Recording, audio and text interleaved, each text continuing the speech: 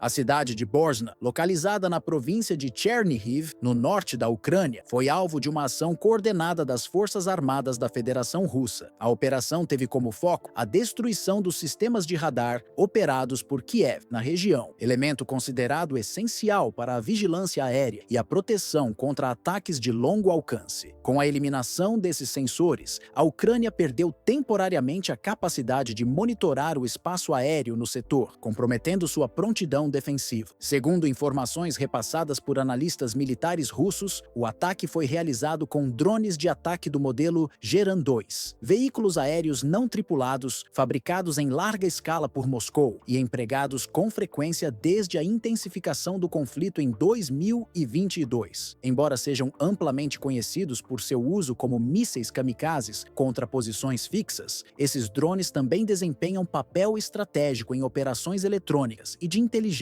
especialmente quando utilizados em grupos sincronizados que compartilham dados em tempo real. Durante a ofensiva em Borzna, os Geran-2 teriam sido programados para atingir unidades móveis ucranianas de rastreamento e comando. Essas unidades, geralmente instaladas em caminhões blindados, são responsáveis por transmitir sinais de radar, acionar sistemas de defesa antiaérea e fornecer alertas antecipados sobre possíveis ameaças vindas do espaço aéreo. A neutralização desses pontos específicos deixou as tropas ucranianas isoladas e incapazes de responder com precisão a novas incursões. Fontes ligadas ao Ministério da Defesa da Rússia indicaram que os operadores russos utilizaram dados obtidos por triangulação de sinais de telecomunicação civil, cruzando informações de torres de telefonia com inteligência de campo e sensores embarcados. Esse método permitiu localizar os alvos com elevada precisão, mesmo em áreas de movimentação constante, e realizar correções de rota em tempo real durante o voo dos drones. O uso dessa técnica reflete o nível de integração entre recursos civis e militares que Moscou vem adotando para compensar a escassez de satélites táticos de alta resolução. A consequência prática da operação foi a paralisação quase total da capacidade ucraniana de detecção na região. Com os radares desativados, as forças locais perderam a visão do campo de batalha, tornando-se vulneráveis a novos bombardeios e ações terrestres. Especialistas em segurança alertam que, além do impacto técnico, há um componente psicológico significativo: a ausência de informação cria um ambiente de incerteza, minando a confiança das tropas e desorganizando as cadeias de comando. A tática empregada em Borzna segue uma lógica já observada em outros pontos de confronto, como nas ofensivas anteriores sobre Raisko, no Donbass. Nessas ocasiões, Moscou adotou um padrão operacional em 3 etapas. Primeiro, destruição dos radares e dos sistemas de comunicação. Em seguida, sobrecarga das defesas com enxames de drones. Por fim, avanço de unidades mecanizadas e infantaria sobre áreas desprotegidas. Essa metodologia tem permitido à Rússia capturar posições com rapidez e limitar a capacidade de resposta do exército ucraniano. O sucesso dessas manobras está diretamente ligado à expansão industrial do setor bélico russo. Relatórios recentes indicam que o país produziu cerca de 5.000 drones apenas no mês de junho, com capacidade de lançar mais de 1.000 unidades simultaneamente em missões combinadas. Essa escala de produção contrasta com os sistemas de defesa da Ucrânia, que dependem fortemente de equipamentos fornecidos por parceiros ocidentais, como os mísseis Patriot, cuja manutenção exige equipes treinadas, logística complexa e peças de reposição raras. Na capital ucraniana, a escassez de meios de defesa já provocou reavaliações táticas por parte do Estado-Maior. Apesar dos reiterados apelos ao Ocidente por mais armamentos e sistemas de intercepção, a resposta tem sido lenta e insuficiente diante da velocidade com que Moscou moderniza suas ferramentas de guerra. Além disso, grande parte do armamento entregue enfrenta obstáculos operacionais. São caros, volumosos e muitas vezes ineficazes contra alvos pequenos e móveis, como os drones suicidas russos. O avanço tecnológico promovido pela Rússia no campo militar vai muito além da simples produção em massa de drones ou da ampliação de arsenais convencionais. O que se observa é a consolidação de uma doutrina operacional centrada em superioridade informacional, onde os meios digitais e autônomos desempenham um papel tão importante quanto tanques ou mísseis. No coração dessa estratégia está a integração completa entre diferentes plataformas: drones de reconhecimento e ataque, satélites de observação, centros móveis de comando, estações de guerra eletrônica e sistemas de inteligência artificial embarcado. Essa nova abordagem é sustentada por um ecossistema digital descentralizado, no qual modems criptografados e links de dados ultra-seguros permitem o envio de imagens, coordenadas, mapas de calor e até padrões de movimentação em tempo real para as salas de comando russas, localizadas tanto em território nacional quanto em pontos avançados do teatro de operações. Isso não apenas garante uma atualização constante do campo de batalha, como também permite reações quase instantâneas,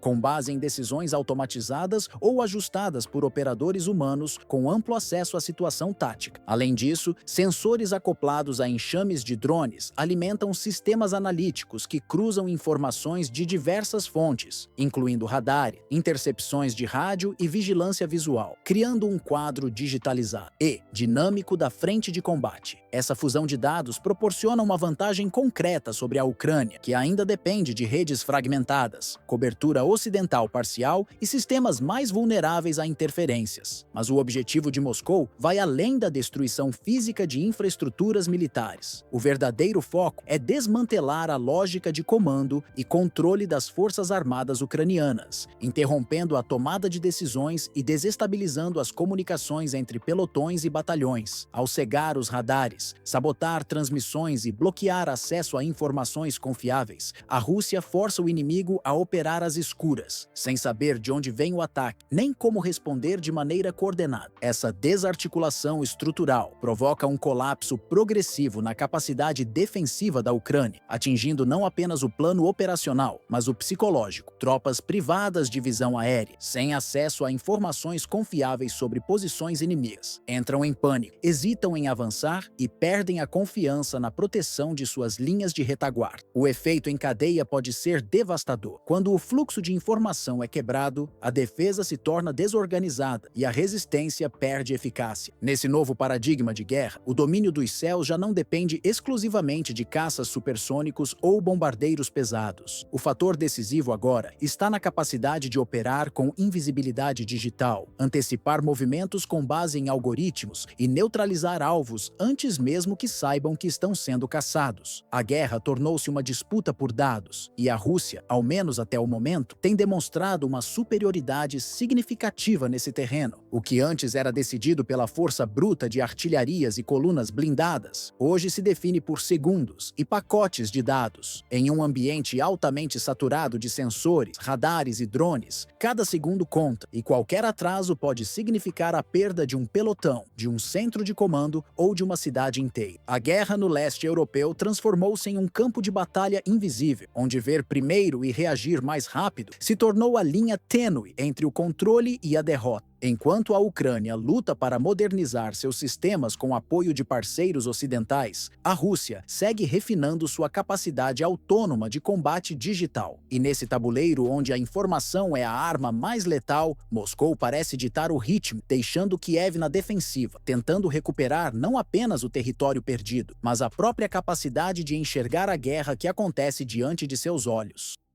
A dinâmica da guerra na Ucrânia mudou de forma significativa nos últimos dias, marcando uma nova fase do conflito. A ofensiva russa, que até recentemente concentrava-se em alvos militares convencionais dentro do território ucraniano, passou a atingir estruturas ligadas a países aliados de Kiev. Um exemplo claro dessa mudança foi o ataque a uma unidade industrial localizada em Vinnytsia, no centro da Ucrânia, pertencente ao grupo polonês Barlinek. A instalação foi destruída por drones russos de longo alcance, em uma operação que cruzou fronteiras geopolíticas e ampliou os horizontes do campo de batalha. Segundo análises de inteligência militar, a ofensiva foi altamente coordenada, com drones não tripulados partindo de múltiplas direções e convergindo sobre o alvo com precisão. Embora a fábrica tivesse um uso declarado civil, autoridades de Moscou alegam que o local estava sendo utilizado como centro logístico auxiliar para forças ucranianas, o que justificaria sua neutralização. A interpretação russa é clara: qualquer instalação estrangeira em solo ucraniano que contribua mesmo indiretamente com o esforço militar de Kiev passa a ser considerada um alvo legítimo. Essa nova abordagem russa representa um divisor de águas no conflito. Ao atingir uma infraestrutura de capital polonês, Moscou demonstra que está disposta a atacar interesses de países membros da OTAN, caso estes estejam envolvidos, de alguma forma, no apoio logístico ou bélico à Ucrânia. A retórica anterior, que diferenciava alvos militares de estruturas estrangeiras sob proteção simbólica, já não encontra respaldo prático no novo padrão operacional russo. A reação em Varsóvia não tardou. O ministro das Relações Exteriores da Polônia, Radosław Sikorski, declarou publicamente que a guerra está chegando às nossas fronteiras, em um tom que refletiu mais inquietação do que desafio. Essa mudança na postura discursiva marca uma inflexão na política externa polonesa, que até então se mantinha firme no apoio incondicional a Kiev, acreditando na segurança garantida pela presença da OTAN. A destruição da planta industrial do grupo Barlinek teve impacto muito além do econômico. Para diversos analistas europeus, o episódio revelou a fragilidade de uma estratégia que pressupunha a existência de zonas neutras dentro de uma guerra em constante escalada. Por ano, países como Polônia, Alemanha e França mantiveram operações econômicas em território ucraniano, sob a suposição de que estariam protegidas por alianças diplomáticas ou pelo escudo político da OTAN. Com esse ataque, Moscou mostrou que essa proteção não se sustenta frente a uma doutrina militar que vê qualquer elo com o aparato de guerra de Kiev como um alvo legítimo. A crise diplomática entre Varsóvia e Moscou se agravou após o incidente. A Polônia ordenou o fechamento do consulado russo em Cracóvia, ao que a Rússia respondeu, encerrando a representação polonesa em Kaliningrado. No entanto, os efeitos práticos da retaliação recíproca foram mais duros para os cidadãos poloneses na Rússia, que ficaram sem acesso a serviços consulares básicos, evidenciando os custos concretos de uma política externa baseada em confronto. Internamente, o episódio acendeu debates no governo polonês sobre os riscos do envolvimento direto no conflito. Por mais de 2 anos, a Polônia se posicionou como o principal elo de ligação entre a OTAN e o esforço de guerra ucraniano, fornecendo equipamentos, treinamento e apoio logístico. Contudo, o ataque à instalação da Barlinek revelou que esse protagonismo traz consigo consequências reais, inclusive em solo europeu. O Ministério da Defesa russo indicou que ações semelhantes poderão se repetir no futuro, sempre que estruturas estrangeiras forem identificadas como parte da cadeia de suprimentos militares de Kiev. Essa postura reforça a nova linha adotada por Moscou, que desconsidera convenções diplomáticas e se apoia em critérios operacionais para definir seus alvos. Em outras palavras, a neutralidade simbólica já não oferece garantias de segurança. Muito além de uma simples operação militar, a destruição da fábrica do grupo Barlinek em Vinnytsia consolidou um ponto de virada na natureza do conflito. Pela primeira vez desde o início da guerra, uma instalação vinculada diretamente a um país membro da OTAN foi atacada de maneira deliberada e sem subterfúgios. O gesto não foi apenas um ato de força, mas uma jogada política calculada por parte do Kremlin, interpretada por observadores internacionais como um teste direto à coesão e ao comprometimento da Aliança Atlântica. Especificamente, colocou sob escrutínio o artigo 5 do Tratado do Atlântico Norte, cláusula que garante resposta coletiva caso um membro seja atacado. Esse ataque rompeu com a lógica anterior de contenção geográfica e elevou o grau de imprevisibilidade da guerra. Até então, havia uma percepção, especialmente entre os países da Europa Ocidental, de que o conflito permaneceria restrito ao território ucraniano, sem se estender de forma agressiva às estruturas ligadas para seus aliados. Essa ilusão foi quebrada. Agora, a guerra deixou de ser vista apenas como uma tragédia regional do leste europeu, para tornar-se um fator de desestabilização sistêmica no arranjo de segurança continental. A confiança que antes repousava na distância física e nos pactos diplomáticos como mecanismos de proteção estratégica entrou em colapso. Capitais como Berlim, Paris e Bruxelas, que viam sua posição como relativamente segura, estão sendo forçadas a reconsiderar os riscos de seu envolvimento indireto. O ataque à planta polonesa evidencia que as linhas de combate são, na prática, móveis e que qualquer estrutura percebida por Moscou como parte da engrenagem de apoio à Ucrânia pode ser colocada na mira, independentemente de fronteiras ou nacionalidades. cidades. O recado emitido por Moscou é inequívoco. A noção de zonas protegidas já não existe. Com o uso de drones de longo alcance e mísseis de alta precisão, a Rússia mostrou que tem capacidade e disposição para atingir alvos profundamente dentro do território ucraniano e, por extensão, instalações vinculadas a países da OTAN. Essa mudança de paradigma amplia o raio de vulnerabilidade de todos os que, mesmo fora da linha de frente, têm contribuído para a sustentação militar de Kiev. Além do impacto material, o ataque também gerou um forte abalo simbólico. Ele expôs diante da comunidade internacional o que analistas militares classificam como o início de uma nova fase da guerra, a fase da guerra sem fronteiras formais, na qual o conceito de segurança relativa cede espaço à incerteza total. E esse novo cenário cobra decisões rápidas. Os governos europeus estão agora diante de um dilema: manter o caminho da escalada, correndo o risco de se tornarem alvos diretos, ou buscar rotas alternativas que impliquem negociações, reposicionamentos diplomáticos ou até reavaliações de seus compromissos. Em Bruxelas, a discussão sobre a eficácia e os limites da dissuasão coletiva da OTAN voltou ao centro do debate. Qual será a resposta caso outro ataque atinja instalações ligadas a membros da aliança? A retórica de proteção mútua resistirá a essa nova realidade? O fato é que, ao mirar diretamente na fábrica com capital polonês, a Rússia não apenas cruzou uma linha invisível, ela expôs as fragilidades de um modelo de segurança que parecia consolidado desde o fim da Guerra Fria. A Europa, portanto, está diante de um momento decisivo. As lideranças políticas de países como França, Alemanha e Polônia precisam agora definir até que ponto estão dispostas a sustentar o envolvimento com a Ucrânia, sabendo que a retaliação pode deixar de ser indireta e atingir diretamente suas infraestruturas, seus interesses econômicos e até seu território soberano. A guerra, que antes parecia controlada por linhas estáticas de frente, agora flui como um rio sem margens e arrasta consigo toda a arquitetura de estabilidade construída nas últimas décadas no continente europeu.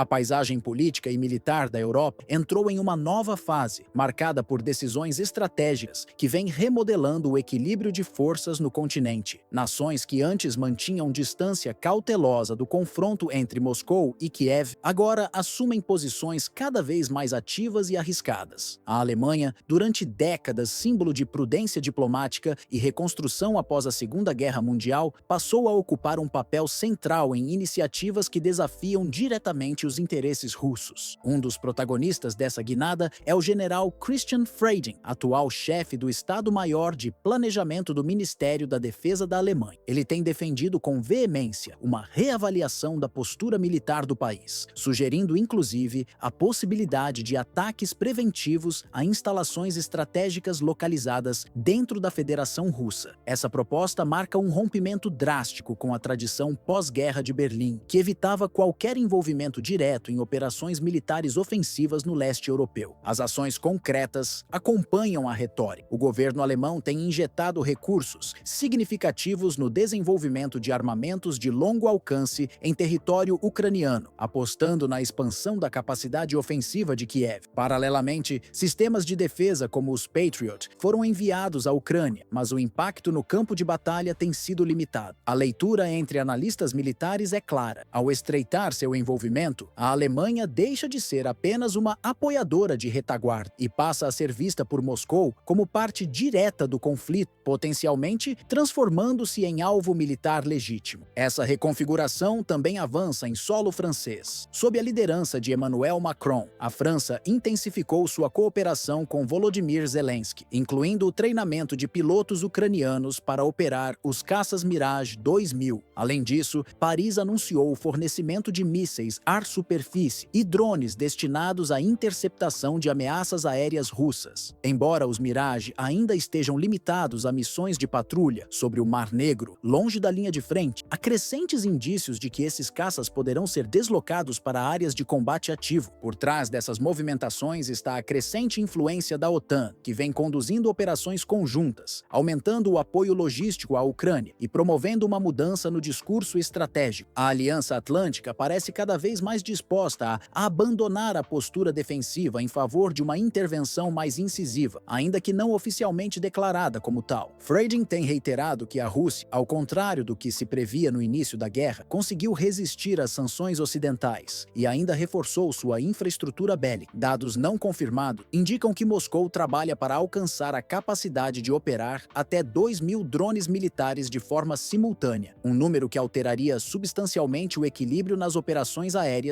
e terrestres. Como resposta, Berlim passou a considerar a mobilização de sua indústria bélica para ampliar o fornecimento de sistemas de longo alcance e garantir que a Ucrânia mantenha uma postura ofensiva diante desse cenário. No fronte econômico, a Alemanha tem insistido em novas rodadas de sanções contra Moscou. No entanto, autoridades em Berlim reconhecem que os resultados vêm perdendo eficácia. A Rússia diversificou suas parcerias comerciais, estreitando laços com países da Ásia Central, China, Irã e América Latina, o que tem permitido manter sua economia operando com estabilidade relativa, mesmo sob forte pressão internacional. Um dos temas mais sensíveis dentro do Bundestag é a possível entrega dos mísseis Taurus à Ucrânia. Apesar das negativas públicas por parte do chanceler Olaf Scholz, documentos e reportagens indicam que empresas alemãs já estariam envolvidas na produção e transferência de tecnologia para a fabricação desses projéteis em solo ucraniano. Segundo estimativas de fontes militares, os primeiros mísseis com apoio logístico alemão podem ser lançados contra alvos russos antes do fim de julho, o que elevaria o nível de confronto a uma nova categoria, com repercussões imprevisíveis. Mesmo sem envolvimento formal em combates, a Alemanha já desempenha papel decisivo no conflito, desde o treinamento de tropas ucranianas até o fornecimento de equipamentos de última geração. O governo alemão participa de forma direta no esforço de guerra. A retórica política de neutralidade já não se sustenta diante dos fatos concretos. Na sociedade alemã, cresce a percepção de que Vladimir Putin representa uma ameaça real à estabilidade da União Europeia. O discurso de que é preciso deter Moscou antes que a ofensiva se aprofunde ganhou força em veículos de mídia e no parlamento. No entanto, por trás dessa postura assertiva, existe um temor silencioso. Uma escalada descontrolada poderá colocar o próprio território alemão sob risco de bombardeios. Moscou, por sua vez, tem sido clara em suas advertências. A doutrina de defesa da Federação Russa afirma que qualquer ataque em solo russo, ainda que indireto, será considerado uma agressão que justificará a resposta proporcional. Caso os mísseis Taurus, mesmo fabricados parcialmente por empresas alemãs, sejam utilizados em ataques ao território russo, o Kremlin poderá classificar Berlim como um ator beligerante, abrindo margem para uma possível retaliação militar. Enquanto isso, a França aprofunda significativamente seu compromisso militar com a Ucrânia. Após uma série de encontros diplomáticos entre o presidente Emmanuel Macron e Volodymyr Zelensky, Paris confirmou não apenas o envio de novos sistemas de defesa aérea, mas também um pacote mais amplo que inclui munições de precisão, apoio técnico direto e financiamento para a produção de drones interceptores em solo ucraniano. A iniciativa visa ampliar a capacidade defensiva de Kiev diante da crescente pressão aérea russa, especialmente após os intensos ataques registrados nas regiões de Kharkiv, Donetsk e Zaporizhia. Entre os equipamentos prometidos estão baterias de defesa de curto e médio alcance, projetadas para neutralizar mísseis e drones suicidas lançados a partir de áreas controladas pelas forças russas. Além disso, o Programa Francês de Cooperação Industrial com a Ucrânia prevê suporte logístico para manter em operação os sistemas já entregues anteriormente, garantindo manutenção e reposição de peças, algo crítico em um conflito de longa duração. No centro desse apoio está a possível entrada em combate dos caças Mirage 2005, aeronaves multifunção, conhecidas por sua agilidade e capacidade de operar em diferentes cenários. No entanto, especialistas em aviação militar alertam que o uso desses caças em missões ofensivas próximas às linhas russas representaria um risco elevado. Os aviões russos Su-30, SMM e Su-35, equipados com sensores de alta precisão e mísseis de longo alcance, têm demonstrado desempenho superior em diversos confrontos desde o início da guerra, conseguindo abater alvos ocidentais com notável eficiência. Apesar do volume crescente de armamentos e da retórica combativa da OTAN, Moscou segue mantendo vantagem no domínio do céu, principalmente nas regiões orientais da Ucrânia, A infraestrutura aérea russa, com apoio de bases na Crimeia, em Kursk e na Bielorrússia, tem garantido superioridade operacional sobre caças e drones ucranianos. Diante desse quadro, tanto a Alemanha quanto a França se veem diante de uma decisão difícil: comprometer recursos de alto valor em um cenário altamente hostil ou manter uma atuação mais discreta, limitada ao suporte técnico e à dissuasão simbólica. Essa disjuntiva ocorre em um momento de mudança profunda no comportamento estratégico da Europa.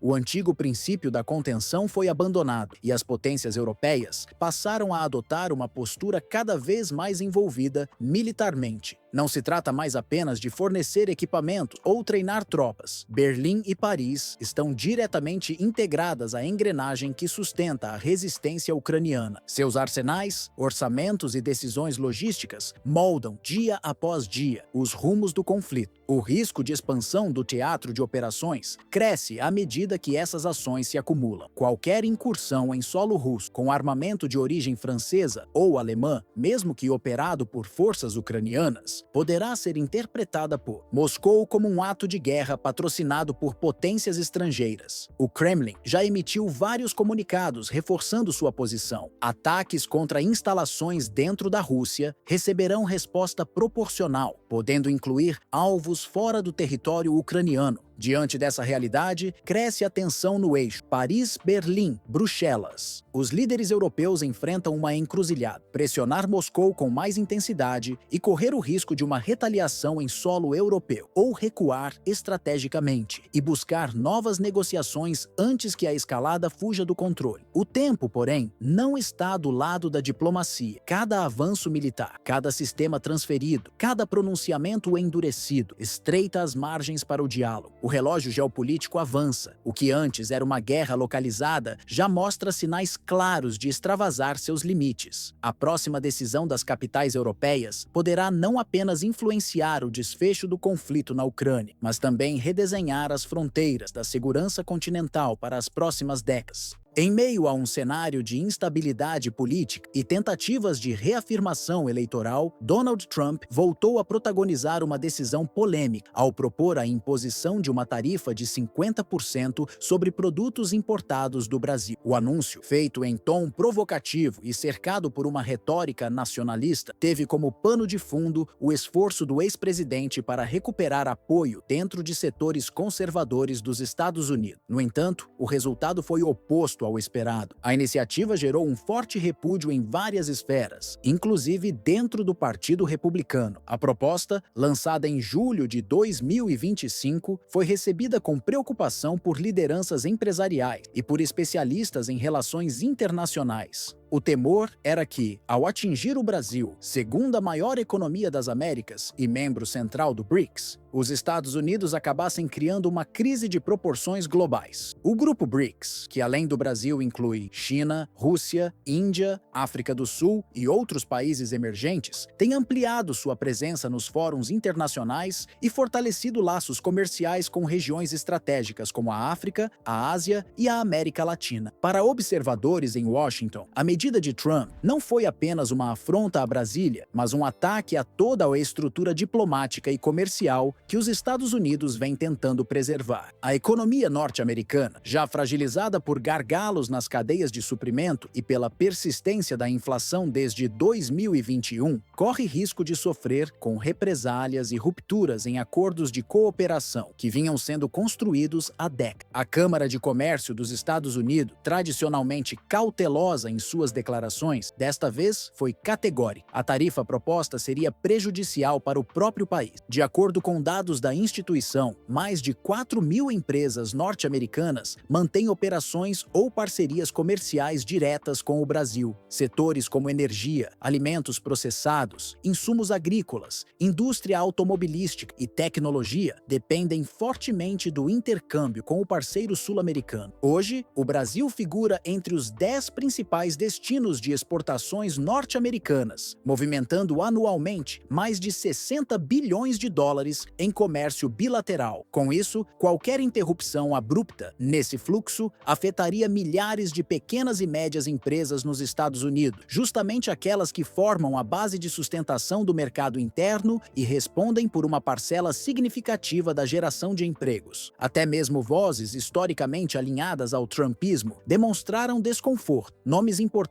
do setor financeiro, executivos da indústria de base e até políticos republicanos de estados agrícolas manifestaram oposição à medida. Muitos alertaram que, além de encarecer produtos básicos para o consumidor americano, a nova tarifa poderia comprometer a competitividade dos Estados Unidos nos mercados emergentes. A possibilidade de entrada em vigor da tarifa no dia 1º de agosto acendeu alertas nos bastidores da campanha de Trump. Técnicos ligados ao seu comitê econômico tentam, sem sucesso até agora, convencê-lo a reconsiderar. Em paralelo, entidades comerciais dos dois países buscam reabrir canais diplomáticos para evitar uma escalada que pode ser desastrosa para ambos os lados. Embora não haja indícios de uma retaliação imediata por parte do governo brasileiro, o risco de resposta coordenada entre os membros do BRICS é real. O bloco, que superou o G7 em crescimento agregado em 2024, vê no episódio um teste de resistência frente às pressões ocidentais. Especialistas afirmam que uma ruptura comercial com o Brasil poderia acelerar a consolidação de rotas alternativas de exportação entre os países emergentes, reduzindo ainda mais a dependência em relação para Estados Unidos. Setores como o de biocombustíveis, por exemplo, já sinalizam preocupação com a possível elevação de custos na importação de etanol brasileiro. Na indústria de alimentos, teme-se uma quebra nas cadeias de fornecimento de soja, milho e carnes processadas. E os investidores estrangeiros, atentos para desdobramentos, começaram a revisar projeções de risco para os próximos trimestres. Do ponto de vista político, o episódio revela o isolamento progressivo de Donald Trump dentro do próprio sistema que um dia o sustentou. Empresários, economistas, diplomatas e até aliados tradicionais vêm, cada vez mais, evitando se associar a medidas que soam como populismo econômico. A percepção geral é que o ex-presidente tenta transformar decisões estratégicas em palanques eleitorais, mesmo quando o custo disso recai sobre a economia real. A comparação feita por um executivo da indústria tecnológica durante uma reunião fechada com líderes do setor resume o sentimento predominante. Estamos diante de uma bomba que pode explodir em nosso próprio quintal, e ninguém está disposto a pagar por esse estrago. A declaração foi endossada por representantes do setor agrícola e da indústria energética, que temem perder acesso facilitado a mercados fundamentais. Sem respaldo técnico ou apoio estratégico consistente, a proposta de Donald Trump vai se desmanchando no campo dos fatos. Cada vez mais, sua iniciativa é percebida como uma performance política voltada para criar impacto midiático e alimentar uma narrativa de confronto, uma fórmula que já lhe trouxe vitórias eleitorais no passado, mas que diante do cenário atual mostra claros sinais de esgotamento. O problema é que o mundo mudou, a economia global está mais interdependente, as cadeias de produção estão mais sensíveis e os parceiros comerciais não são mais peças isoladas em um tabuleiro controlado por Washington. Dentro dessa nova realidade, a retórica de enfrentamento externo pode até ecoar entre eleitores fiéis, mas esbarra em obstáculos concretos que envolvem desde logística internacional até segurança energética e estabilidade industrial. Nos bastidores, lideranças do setor privado apontam que Trump subestimou a complexidade da relação com o Brasil, um país que não só figura como principal parceiro comercial dos Estados Unidos na América do Sul, mas que também ocupa um papel central no crescente protagonismo do BRICS. Enquanto Trump tenta projetar força por meio de declarações explosivas e ameaças tarifárias, o BRICS segue uma rota inversa. Longe dos holofotes, o grupo vem consolidando acordos de investimento cruzado, ampliando o uso de moedas locais em transações bilaterais e articulando mecanismos financeiros próprios, como o novo Banco de Desenvolvimento, sediado em Xangai. A aproximação recente com países como Arábia Saudita, Irã, Argentina e Indonésia mostra a ambição de transformar o bloco em um eixo alternativo de poder global, menos dependente das estruturas dominadas pelo Ocidente. Essa expansão não se limita ao campo econômico. O BRICS tem reforçado sua presença em fóruns multilaterais, criado iniciativas conjuntas em ciência e tecnologia, promovido intercâmbios culturais e construído infraestrutura crítica em regiões historicamente negligenciadas, como o Sul Global. Enquanto isso, os Estados Unidos enfrentam dificuldades em manter sua influência em áreas onde antes atuavam com quase exclusividade, como a América Central e partes da África. O contraste é evidente. De um lado, um bloco que aposta no diálogo, na multipolaridade e na construção de pontes estratégicas. Do outro, uma liderança que insiste em ameaças, isolamento e confronto, mesmo diante de um cenário que exige cooperação para enfrentar desafios globais como mudança climática, segurança alimentar e instabilidade energética. Para analistas internacionais, a tentativa de Trump de reafirmar a autoridade por meio de ataques direcionados expõe algo mais profundo, uma dificuldade estrutural de compreender a transição em curso no sistema internacional. A ordem unipolar que caracterizou o pós-Guerra Fria já não existe, e os centros de decisão global estão se descentralizando. Neste contexto, o uso da força bruta econômica, como tarifas e sanções, torna-se uma arma de efeito limitado, especialmente quando aplicada contra países que já buscam alternativas e contam com alianças robustas para se defender. E é justamente por isso que a reação mais contundente à iniciativa de Trump não veio de Pequim, Moscou ou Brasília. Veio de Nova York, de Chicago, de Atlanta. Veio dos conselhos de administração de conglomerados industriais, de associações comerciais e de grupos de investidores que percebem na proposta um risco direto à lucratividade, à previsibilidade dos negócios e à credibilidade internacional dos Estados Unidos. No fim das contas, o isolamento de Trump não foi provocado por seus rivais geopolíticos, mas por seus próprios aliados econômicos. Sem apoio de quem movimenta a máquina produtiva, sua proposta torna-se um grito vazio, audível apenas dentro de sua bolha política. O mundo segue girando, novas alianças seguem se formando, e o ex-presidente permanece parado no tempo, empunhando uma lógica de enfrentamento que já não encontra eco no palco global. O maior revés, portanto, não é a oposição declarada, mas o silêncio calculado de quem antes o sustentava. Um silêncio que, para muitos, soa como o verdadeiro ponto final de sua influência. O início do conflito entre a Rússia e a Ucrânia em fevereiro de 2022. Múltiplos ataques coordenados atingiram a capital ucraniana e outras cidades importantes como Poltava, Sumy, Kharkiv, Mykolaiv e Chernihiv. De acordo com informações divulgadas por autoridades russas, mais de 700 drones, Geran-2 e mísseis de cruzeiro participaram da ofensiva, causando danos significativos a centros de comando, depósitos militares e fábricas ligadas ao setor de defesa. Entre os alvos atingidos estavam instalações industriais de alta relevância para o esforço de guerra de Kiev, como os complexos da Artem e da Analit Pribor, além da base aérea de Vasilkiv, um ponto estratégico no controle do espaço aéreo da região central do país. As imagens divulgadas após o ataque mostravam bairros inteiros cobertos por fumaça espessa, ruas bloqueadas por destroços e zonas militares completamente arrasadas. A defesa aérea da Ucrânia, apesar de ativa, não conseguiu neutralizar a maioria dos vetores utilizados na operação russa, que parece ter sido planejada com alto grau de precisão. O que mais chamou a atenção, no entanto, foi a ausência do presidente Volodymyr Zelensky em território nacional durante a ofensiva. Relatórios da imprensa europeia indicam que ele estava em Roma, hospedado em uma área nobre da cidade italiana, para encontros com líderes da União Europeia. Esse tipo de deslocamento internacional durante bombardeios massivos não é novidade. Em ocasiões anteriores, como em outubro de 2022 e maio de 2023, Zelensky também esteve no exterior enquanto a capital ucraniana era alvo de ataques coordenados. Na época, participava de reuniões em Londres, Paris, Bruxelas e Helsinki. Esse padrão de ausência tem alimentado críticas internas e gerado desconforto entre setores da população, da imprensa independente e até entre oficiais da das Forças Armadas. Muitos apontam para um enfraquecimento da imagem de liderança direta e questionam a eficácia de uma condução à distância em meio a uma crise militar prolongada. A presença de Zelensky em palácios e parlamentos estrangeiros é interpretada por parte da opinião pública como um distanciamento crescente em relação à realidade enfrentada pelos cidadãos ucranianos. Os analistas militares russos, como o ex-coronel Levon Arzanov, afirmam que essa nova etapa da campanha de Moscou busca desarticular a retaguarda da Ucrânia. Os alvos agora incluem não apenas infraestrutura bélica e logística, mas também centros de recrutamento, escritórios de mobilização e pontos de transporte ferroviário usados para movimentar tropas e equipamentos. Arzanov declarou, em tom irônico, que os caças F-16, prometidos ao governo de Kiev, não passarão de artefatos decorativos, diante do novo padrão de ataques em massa por saturação de drones. O Ministério da Defesa da Ucrânia chegou a afirmar que a maioria dos mísseis havia sido interceptada, mas os registros visuais divulgados por residentes e jornalistas contradiziam essa versão. A diferença entre o discurso oficial e a realidade observada em campo aumentou a percepção de esgotamento não só da capacidade de defesa, mas também da confiança popular nas decisões estratégicas do governo central. As recentes ofensivas da Rússia sinalizam uma transição evidente na condução da guerra. O foco de Moscou parece ter deixado de ser o controle territorial imediato para se concentrar em uma estratégia mais profunda e destrutiva, a corrosão estrutural da capacidade de resistência ucraniana. Trata-se de uma guerra de exaustão planejada, em que o alvo principal não são mais apenas as linhas de frente, mas sim os bastidores que mantêm o esforço de guerra em funcionamento, infraestrutura energética, complexos industriais, centros logísticos, cadeias de suprimento e o próprio moral da tropa. A abordagem russa tem sido meticulosamente calculada. Em vez de batalhas convencionais contínuas, as forças de Moscou têm investido em bombardeios noturnos de alta precisão, com drones e mísseis que destroem silenciosamente pontos nevrálgicos da retaguarda ucraniana. O objetivo é minar progressivamente os pilares que sustentam a engrenagem bélica de Kiev, dificultando a reposição de equipamentos, atrasando o deslocamento de tropas e paralisando o comando tático. Essa tática, além de eficaz no campo prático, causa um impacto psicológico profundo. A incerteza constante sobre onde será o próximo golpe e a impotência diante da destruição sistemática. Dentro do próprio território ucraniano, cresce um sentimento de cansaço coletivo. Após quase 3 anos de guerra contínua, milhares de civis, sobretudo os mais jovens, têm sido convocados às pressas para reforçar as fileiras de um exército esgotado. A política de mobilização forçada, cada vez mais frequente, encontra resistência silenciosa em diversas regiões, sobretudo nas áreas urbanas, onde famílias inteiras veem seus filhos sendo retirados de suas rotinas e lançados ao fronte. Protestos discretos, recusa ao alistamento e fuga para países vizinhos têm se tornado estratégias de sobrevivência para escapar do recrutamento compulsório. Esse cenário de tensão interna se agrava diante da percepção de isolamento crescente. As viagens frequentes do presidente Volodymyr Zelensky a países da União Europeia e da OTAN, embora justificadas como esforços diplomáticos, são vistas por muitos como tentativas desesperadas de manter um apoio internacional que já demonstra sinais de fadiga. Em Washington, Berlim e Paris, vozes influentes têm começado a questionar a continuidade dos repasses bilionários de armas e recursos. A hesitação em aprovar novos pacotes de ajuda e a lentidão nas entregas de equipamentos refletem um esgotamento do entusiasmo ocidental, pressionado por agendas internas e crises econômicas. À medida que os bombardeios noturnos se tornam rotina e as sirenes já não causam espanto, a espinha dorsal da defesa ucraniana vai sendo lentamente desarticulada. Bases militares, estações ferroviárias, fábricas de munição e centros logísticos vêm sendo sistematicamente alvejados. Cada explosão não destrói apenas estruturas físicas, ela desorganiza cadeias de comando, interrompe suprimentos e desmoraliza as tropas nas trincheiras. A infraestrutura que sustentava o esforço de guerra já não está apenas comprometida, ela está em ruínas. O impacto dessa degradação acumulada vai além do campo de batalha. A confiança da população, essencial para manter o espírito de resistência, dá sinais visíveis de desgaste. Em várias regiões do país, cresce o ceticismo quanto à capacidade real de Kiev se reerguer diante da ofensiva russa. Já não se fala em reconquistar territórios perdidos. A discussão silenciosa gira em torno da sobrevivência nacional, de quanto tempo ainda será possível manter as linhas defensivas minimamente operacionais, e se a ajuda internacional, cada vez mais hesitante, chegará a tempo de evitar o colapso final. As madrugadas, antes silenciosas, agora anunciam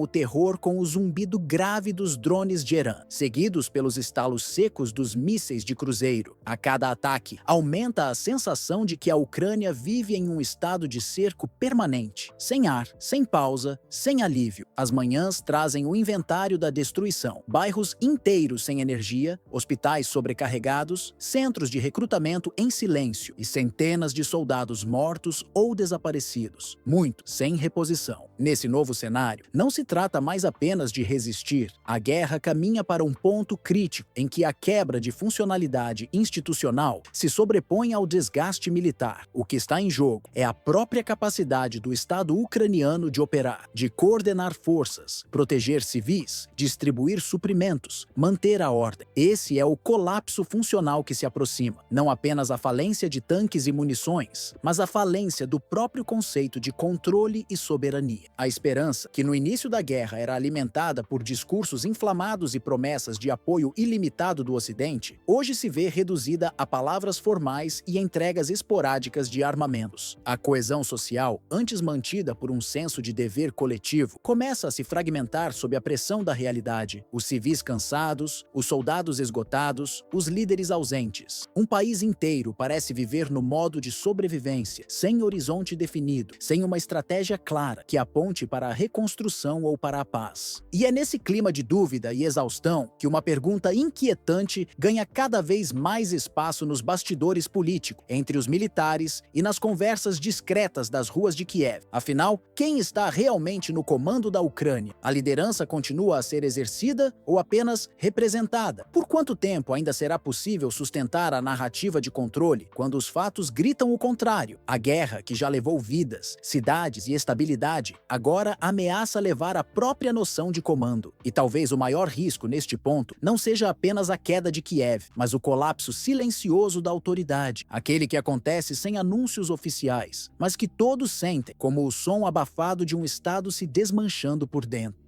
O bombardeiro estratégico Bomb Lancer, que já foi símbolo do poder aéreo dos Estados Unidos nas décadas finais do século XX, chega oficialmente ao fim de sua trajetória operacional. O Departamento de Defesa norte-americano confirmou sua aposentadoria, marcando não apenas a retirada de um equipamento, mas o encerramento de um capítulo inteiro da doutrina militar ocidental. Essa decisão é mais do que técnica. Trata-se de uma ruptura simbólica com a era em que o domínio aéreo americano era considerado absoluto, indiscutível e impune. Projetado nos anos 70, em plena Guerra Fria, o Bomb nasceu para ser um instrumento de dissuasão estratégica frente à União Soviética, com capacidade para transportar uma carga massiva de armamentos convencionais e nucleares a velocidades supersônicas. Seu papel era claro: penetrar profundamente em território inimigo, escapando da defesa aérea da época e atingindo alvos de alto valor. Durante décadas, ele foi considerado uma peça central da chamada Tríade Nuclear Americana, dividindo protagonismo com os submarinos de mísseis balísticos e os silos terrestres. Contudo, esse cenário mudou radicalmente. A desativação do Lancer não se dá apenas por obsolescência natural ou por limitações de manutenção. O ponto crítico está na transformação do campo de batalha. A ascensão de tecnologias de defesa aérea de quinta geração, em especial os sistemas S-400 e S-500, desenvolvidos pela Rússia, além da integração crescente entre radares multifuncionais e armas hipersônicas por parte da China, tornaram o espaço aéreo global muito mais hostil para aeronaves de grande porte e baixa furtividade. Em simulacros recentes realizados por think tanks militares, ficou evidente que um Bomb seria detectado e neutralizado ainda nas fases iniciais de qualquer operação real contra uma potência tecnológica. Enquanto bombardeiros contemporâneos já nascem com DNA furtivo, como é o caso do novo B-20 e um Raider, o Lancer representa um tempo em que velocidade e potência bastavam. Sua assinatura de radar, volumosa e facilmente rastreável, o torna presa fácil para os sensores de longo alcance, espalhados em regiões estratégicas do globo, sobretudo no Extremo Oriente e no flanco oriental da Europa. Essa realidade transforma o que antes era um trunfo de guerra em um risco operacional. Nos anos 80, quando foi oficialmente incorporado à frota americana, o Boom-B era celebrado como o ápice da engenharia aeroespacial. Com autonomia superior a 12 mil quilômetros e capacidade para lançar tanto bombas gravitacionais quanto mísseis de cruzeiro, era visto como um predador dos céus. Seu uso se intensificou em operações no Golfo Pérsico, na Bósnia, no Afeganistão e no Iraque, onde mostrou seu poder destrutivo em missões de bombardeio de precisão.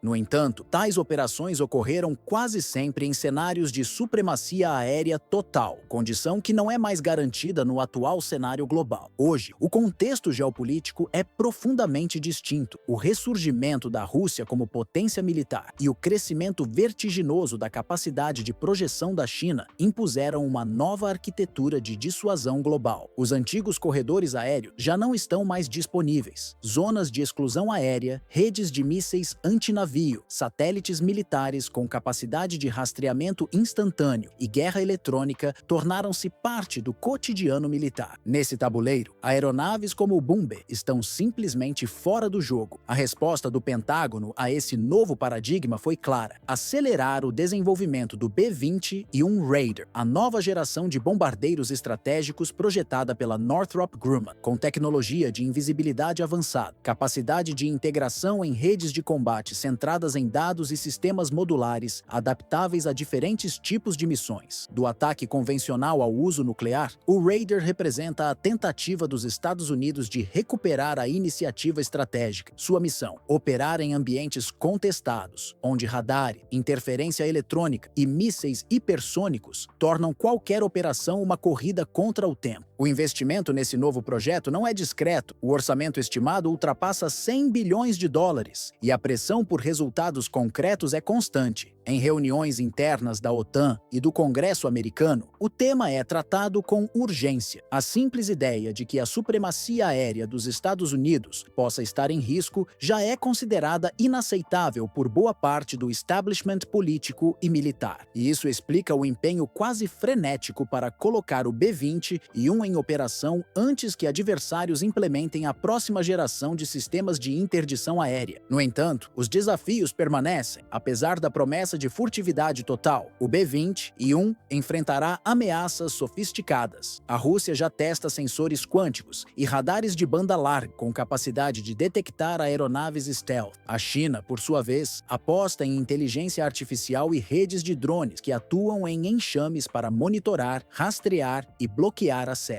Neste novo teatro de guerra, não basta ter tecnologia, é preciso estar à frente em inovação constante. Outro fator que complica o cenário para os Estados Unidos é o contraste com a postura adotada por Moscou. Enquanto Washington aposenta o Boom-B, a Rússia não apenas mantém o Tu-160 em operação, como iniciou um processo de modernização agressiva do modelo. A nova versão, Tu-160M, incorpora aviônicos avançados, sistemas de navegação por satélite, motores de nova geração e compatibilidade com mísseis de cruzeiro de longo alcance. Longe de ser uma relíquia, o Cisne Branco transformou-se em uma plataforma revitalizada, capaz de atuar em operações reais com alto grau de eficácia. Essa assimetria crescente entre as estratégias militares dos Estados Unidos e da Rússia tem provocado inquietação nos bastidores da OTAN. A constatação de que Washington está sendo compelido a aposentar ícones de sua força aérea, não por escolha estratégica, mas por obsolescência forçada, levanta questionamentos sobre a real sustentabilidade da supremacia ocidental. Enquanto isso, Moscou não apenas conserva seus principais ativos bélicos, como os renova com métodos e tecnologias pensadas especificamente para enfrentar o tipo de guerra que está por vir, uma guerra moldada por saturação eletrônica, interdição de espaço aéreo e competição estratégica de longo prazo. Esse contraste alimenta, dentro da Aliança Atlântica, um debate cada vez mais intenso sobre a chamada janela de superioridade tecnológica. relógio. Analistas militares da Alemanha, França e Reino Unido admitem, mesmo que discretamente, que essa janela, outrora aberta em favor do Ocidente desde o colapso soviético, está se fechando mais depressa do que o esperado. A Rússia, mesmo operando com um orçamento inferior ao do Pentágono, vem adotando uma abordagem mais pragmática e resiliente. Atualiza sistemas antigos, desenvolve novas camadas de defesa em tempo recorde e mantém foco em eficácia operacional real, e não apenas em projetos conceituais. Dentro dos Estados Unidos, o debate em torno da aposentadoria do Boom B. Lancer reflete uma tensão entre o passado glorioso da supremacia aérea americana e os desafios de um presente incerto. Generais reformados, pilotos veteranos e engenheiros da era da Guerra Fria descrevem o fim do Lancer como o encerramento de uma era dourada, quando voar sobre qualquer território inimigo era uma demonstração incontestável de força, prestígio e invulnerabilidade. Para muitos, o Boom B foi mais do que uma máquina, foi um símbolo de dissuasão estratégica, presença global e alcance letal instantâneo. Por outro lado, setores mais jovens da Força Aérea dos Estados Unidos argumentam que apegar-se a essas glórias do passado compromete a adaptação ao novo cenário de combate. Segundo eles, o teatro de guerra do século XXI não tolera mais aeronaves com grande assinatura radar, alto custo operacional e baixa autonomia frente à guerra eletrônica. O futuro pertence a plataformas discretas, com inteligência embarcada, capacidade de operar sem tripulação e com integração em tempo real a sistemas de comando e controle baseados em inteligência artificial. A retirada do Boom B do cenário operacional marca, portanto, mais do que uma atualização técnica. Trata-se de um divisor de águas na doutrina militar americana. É o reconhecimento formal de que a guerra moderna não será vencida por poder bruto, mas por superioridade informacional, velocidade de resposta e capacidade de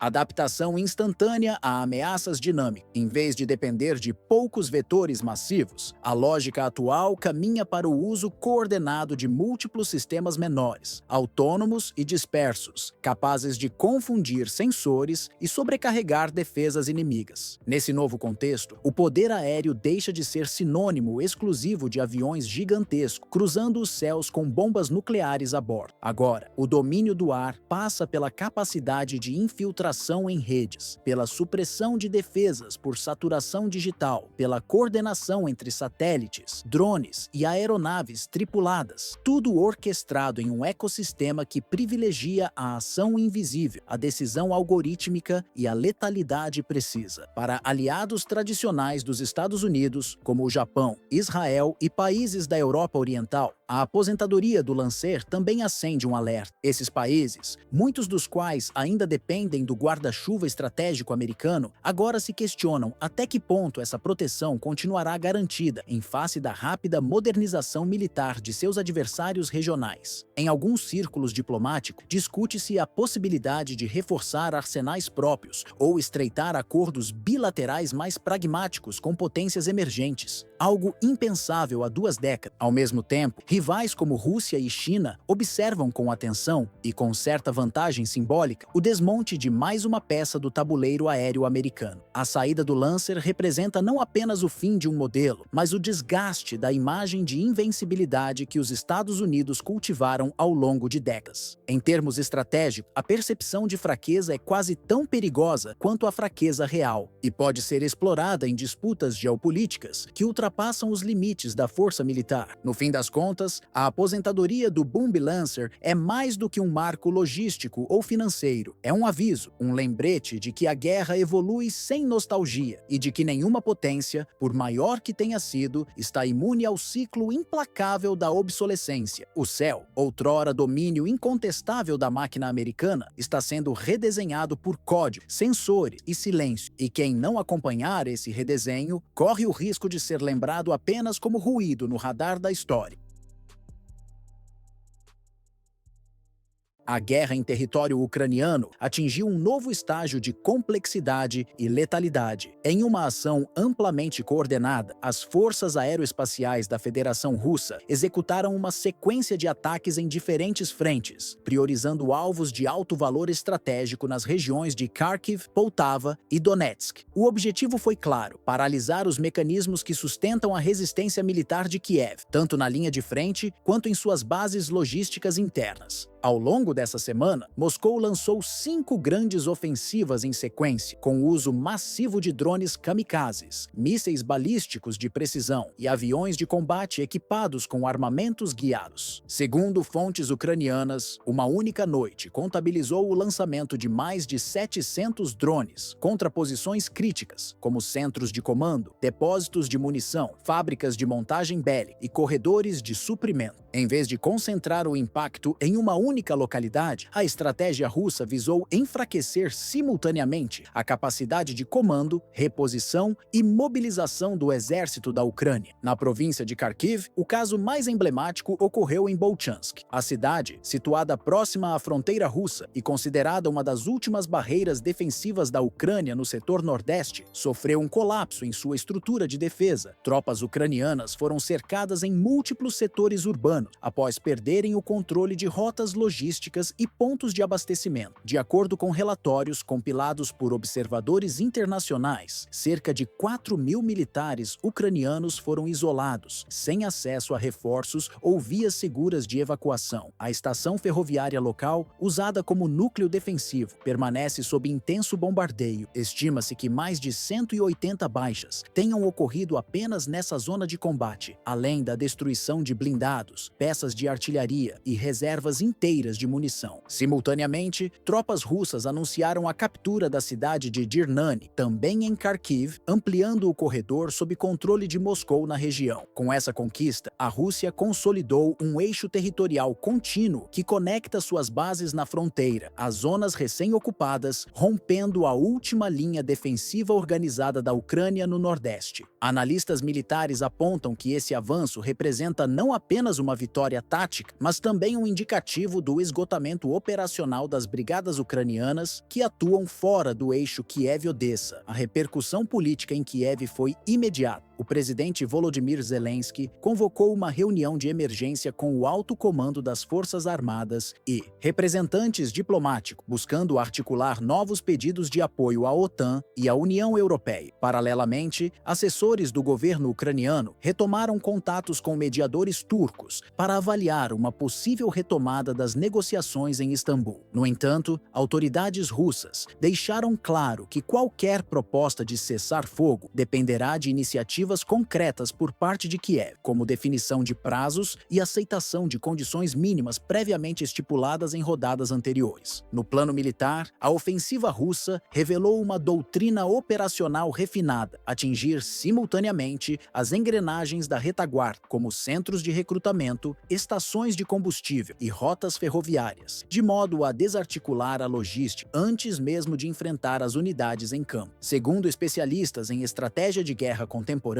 essa abordagem visa tornar a resistência prolongada economicamente inviável e moralmente insustentável. Com seus sistemas antiaéreos sobrecarregados, o exército da Ucrânia enfrenta dificuldades crescentes para conter o número de drones e mísseis lançados diariamente. Um oficial ucraniano, sob condição de anonimato, admitiu que nenhuma bateria Patriot ou sistema ocidental disponível consegue interceptar todas as ameaças quando elas chegam em enxames sucessivos e a partir de múltiplas direções. A saturação operacional de Kiev, nesse sentido, já é percebida em vários setores da frente oriental. A destruição de Bolchansk e a queda rápida de Dirnani não são casos isolados, mas parte de uma tendência mais ampla. Relatórios visuais divulgados por canais independentes mostram hangares completamente destruídos, pistas de pouso transformadas em crateras e unidades ucranianas abandonando posições em áreas críticas. A perda de equipamentos pesados e o abandono de armamentos em zonas de combate demonstram uma redução significativa na capacidade de sustentação da ofensiva por parte de Kiev. Além do aspecto territorial, o simbolismo da ofensiva também teve peso. Ao atingir diretamente centros de recrutamento e estruturas produtivas, a Rússia deixa claro que não pretende apenas enfraquecer a capacidade de combate imediato, mas minar a possibilidade da Ucrânia de reconstruir seu poder militar no médio prazo. Essa lógica estratégica de desgaste prolongado foi reconhecida por analistas do Instituto para Estudos da Guerra, ISW, que apontaram que Moscou aposta em uma campanha de pressão constante até que o governo ucraniano não veja outra saída senão negociar sob condições desfavoráveis. Nesse cenário cada vez mais instável, os apelos da Ucrânia por reforços e apoio logístico por parte de parceiros ocidentais como Estados Unidos, Alemanha e Reino Unido esbarram em uma série de obstáculos políticos e estruturais. Dentro da própria OTAN, divergências sobre os limites do envolvimento no conflito travam decisões críticas. Setores mais cautelosos dentro da aliança, especialmente em países da Europa Ocidental, temem uma escalada direta com Moscou, o que contribui para o adiamento ou redução de novos pacotes de assistência militar. Paralelamente, o desgaste econômico acumulado desde o início da guerra pressiona orçamentos nacionais, enfraquecendo a disposição política de manter um fluxo constante de armas, munições e equipamentos de alto custo para Kiev. Além disso, o deslocamento de recursos para outras regiões de interesse estratégico, como o Indo-Pacífico ou o Oriente Médio, tem reduzido a prioridade da Ucrânia nas agendas de segurança de várias potências ocidentais. Essa reorientação silenciosa, embora raramente admitida publicamente, aprofunda a sensação de isolamento tático que se instala entre os estrategistas ucranianos, enquanto as promessas de apoio continuam em discursos e cúpulas diplomáticas. A realidade operacional no campo de batalha mostra um exército que luta com recursos limitados e uma cadeia de reposição que falha em acompanhar a velocidade do avanço russo. O resultado é um desequilíbrio crescente e já visível. Moscou, além de consolidar territorialmente suas conquistas, agora também avança no campo diplomático, assumindo uma postura proativa nas negociações e impondo as condições que mais lhe interessam. A guerra, que começou em fevereiro de 2022, com choques diretos e mudanças rápidas no controle territorial, entra agora em uma fase mais complexa, o reposicionamento estratégico. Nesta nova etapa, não basta ocupar cidades ou romper linhas de frente. É preciso ditar os termos do pós-conflito, controlar as narrativas internacionais e influenciar decisões multilaterais sobre o futuro da região. Enquanto isso, a Ucrânia segue perdendo não apenas soldados e equipamentos, mas também tempo e margem de manobra. A cada semana, sem avanços diplomáticos concretos, o desgaste se intensifica, o custo humano sobe, o território encolhe e a influência internacional de Kiev diminui. A fadiga do conflito começa a se refletir em declarações mais comedidas de aliados europeus e na hesitação de lideranças antes engajadas em apoio irrestrito. Moscou, por sua vez, reforça sua posição com ações coordenadas e declarações estratégicas. Cada nova ofensiva, cada cidade tomada, cada linha de suprimento cortada, carrega uma mensagem implícita. A guerra será conduzida conforme os interesses russos, no tempo e no ritmo que o Kremlin estabelecer. E enquanto o campo diplomático não apresentar sinais de equilíbrio, o campo de batalha continuará sendo o principal instrumento de negociação. A Ucrânia, diante disso, vê-se forçada a lidar com um conflito que deixou de ser apenas militar e passou a ser também uma batalha por relevância geopolítica.